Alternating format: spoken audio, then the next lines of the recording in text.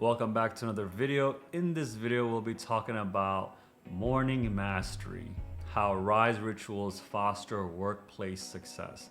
This was created by the bot, of course, right? Like, I don't really talk like this, but it's important to understand that the things we do in the morning really impact how we actually go through our day. So whether it be for your personal or your work, it's going to be important that we master the morning ritual.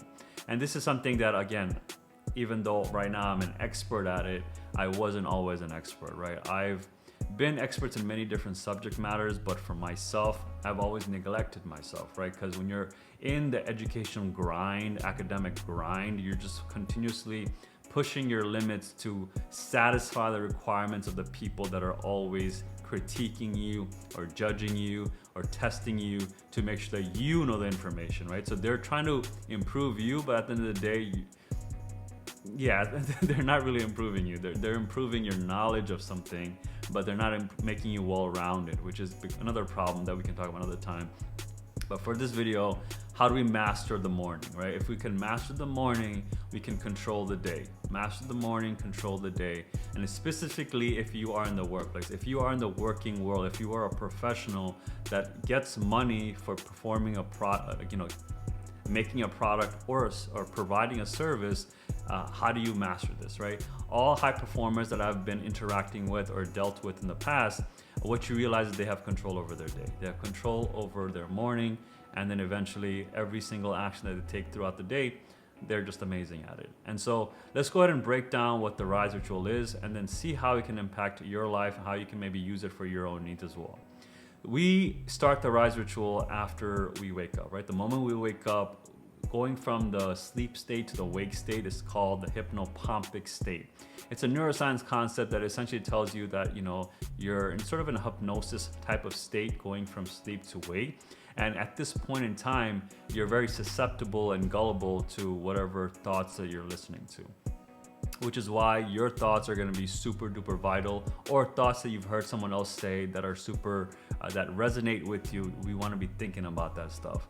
And if you watch my other videos on the rest ritual, we talk about this a lot, is that, you're brainwashing yourself throughout the whole night. So whatever thoughts you're having 2 to 3 hours before you go to bed, when you do go to bed, those thoughts are still permeating in your brain. And as a result of that, you're thinking about it. And so when you wake up, you're going to be thinking about that as well, which is why it's super critical to think about the right thoughts. And usually what I like to do is right when I wake up is foreshadow what the day is going to look like, right? For me right now, it's pretty standard day because, again, I'm building. And when you're building, you need to have the most routine types of behaviors, because if it's new things happening all the time, then you're going to continuously keep changing. You're going to have that shiny object syndrome where you're just going to keep trying to do new things, trying to optimize to a point where you're in optimization hell. Terrible place to be in. But for me personally, I try to foreshadow my day, what a normal day looks like. Essentially, me taking that cold shower, grooming, coming back out, drinking a cold beverage, doing my breath work, making my bed, recording these videos, working, eating during the day to maintain my bulk, and then eventually go to the gym, work out for a solid hour and a half, and then eat something super yummy. Usually right now it's Chipotle, and then after that consume my news for the day, consume content for the day, and then eventually wind down to the rest ritual, right? Because we can talk about it from the aspects of alpha, but that's just my normal typical day, right? There's a lot of variations in between that, but that's the normal standard one that I can sort of foreshadow every single day. Sometimes I have to actually go into the office. I'm a remote worker, right? So I work in the internet, I work in the metaverse, but there are times where our teams will need to meet. I will have to go to on-sites, I will have to go to the office, and we will have to have discussions there, because sometimes it's just better in person versus digital, versus being on a Zoom call or a Google Meet, and etc. But that's the thing. That's the key thing right there, right? Once I mastered my own ritual, my own process, my own routine for the day, irrespective of what other variables I put in that day, I can always accommodate for that. And that's something that I would prefer you also think about as well. Maybe you already have one that you fell off the bandwagon and you want to come back on, and you need someone like me to motivate you. Great, no problem. But if you never had a process, if your parents have always been easy on you, if your spouse or significant other or partner has been easy on you, you've been taking the easy street, and you realize that it's actually doing more harm to you than good. Because when people pamper you, you tend to become more infantilized. And infantilized, I think that's the proper way to say it. You become more of like an infant, because infants are always being catered to. And so what do? They just react more and more, or act out whenever they don't get what they want. But you as an adult, if you're living by yourself, great. It's not the easiest to be by yourself, but it's also very, very therapeutic in the sense that you learn about who you are, what tendencies do you have. You can fix yourself before you actually get yourself into another relationship. Versus if you're already in a relationship right now, it might be a little difficult because, depending on who your other partner is, if they are understanding, then they might just infantilize you. If they're not understanding, then you're gonna bicker a lot and fight a lot. And so both ways, it won't work. So you both have to see eye to eye to understand what the next steps look like. If you're both on self-improvement, that's amazing. If one of you is, the other person needs to understand. If the other person is, then you need to understand, etc. Vice versa. Relationship is all about compromise.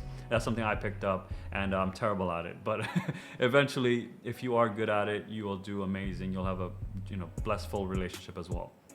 Understanding that. Now, let's talk about the workplace, right? So this habit stack that you've been building for the morning, how you actually go about it is an impact what you're going to be doing at work as well. So a lot of us think that, okay, we can leave work at work and home at home, but that's not really the case. Everything that's happening at home will eventually spill over at your work. And so if your home life, if your mind isn't clear and clean, when you go to work, it's also going to be cluttered as well, right? Because if it was cluttered before, what to say it's not going to be cluttered as well. And even though you might feel like you have a really good separation, eventually it will spill over, which is why fix your life first. Fix your life first, because everything else expands from that. Think of it as like the shells, or that the Russian doll concept, right? You have the small doll, and you have the bigger doll, the bigger doll, the bigger doll, bigger doll, etc., etc. Same thing with you. You come first. You as a physical entity come first, and those thoughts within that entity, you're having these thoughts, you're processing information. So if you're not feeling well, if you're not in the right state of mind, let's fix that first. Let's address that first, and then eventually you'll realize it's going to propagate it to your work as well. Because if you're not feeling well, let's just say you're emo or depressed, the way you react to other people are also going to be very similar too, right? Because people at work specifically, they're professional. They're there for a reason. They're there to perform their function, improve the business, and just overall increase productivity so the business can keep growing. So if you are at work and you bring your home drama to work, you might actually start reacting the similar way to your coworkers, which is what you should not be doing at all, right? Your coworkers deserve a certain level of respect from you, just the way they respect you as well. And granted, it's not human-like, right? It's more robotic-like if you think about it, but it's okay, because again, if you bring emotions, it creates more tension, and it just, again, is not productive at all. Understanding that, let's go back to the rise ritual. Figure out what your rise ritual is, right? If you want to follow Alpha's rise ritual, I'm sure there's a ton of videos that you can go ahead and watch and understand what you should be doing. And again, we want to do the bare minimum. When you do the bare minimum, it's much easier to feel successful and do the next bare minimum. And you keep building on top of it to a point where you build out a solid structure, a solid habit stack that you can apply in the mornings. And so then the rest of your day is just a smooth sailing to the end of your day, to the rest ritual, where you can go ahead and restart this. It might not seem glamorous, but if you're the type of person that has a mission or a goal in mind, this is what you need to do. Make it super boring. Just think of like Steve Jobs or any of these other characters that have very standard routines, where Steve Jobs would just wear black shirts all the time. Reducing the cognitive bandwidth. When you have your rise ritual set, it reduces the cognitive bandwidth so you can just do it without even thinking about it. Cool. Hopefully that made sense to you. Let's go ahead and master your morning. If you like this video, definitely give me a like, letting me know you like the video. If you dislike the video, also go ahead and dislike it and let me know why you disliked it in the comments below, so I can improve upon this for future iterations. And then of course, I would love you to go ahead and subscribe to the video or subscribe to the channel, because that lets me know you like my stuff, and at the same time, it motivates me to create more content for you guys as well. There's one more thing, which is the notification bell. Definitely go ahead and hit that. This lets you know when the next video will pop off. I love this feature, to be honest with you, because I like to know when my favorite creators are creating their content, and so I can either watch it then and there. I'll have it in my notification screen for a while, right? Because I'm not like tapping into it. So when I am ready, I can go ahead and tap in and the video will play. Or if you're like in other versions of me where you can go ahead and add it to your watch later so you can watch it when you do have a chance. With that being said, guys, I appreciate every single one of you. I hope you're able to accomplish what we're talking about here. If you have any questions, definitely let me know in the comments below. Other than that, have a great day. I will see you in the next one. Take care. Bye.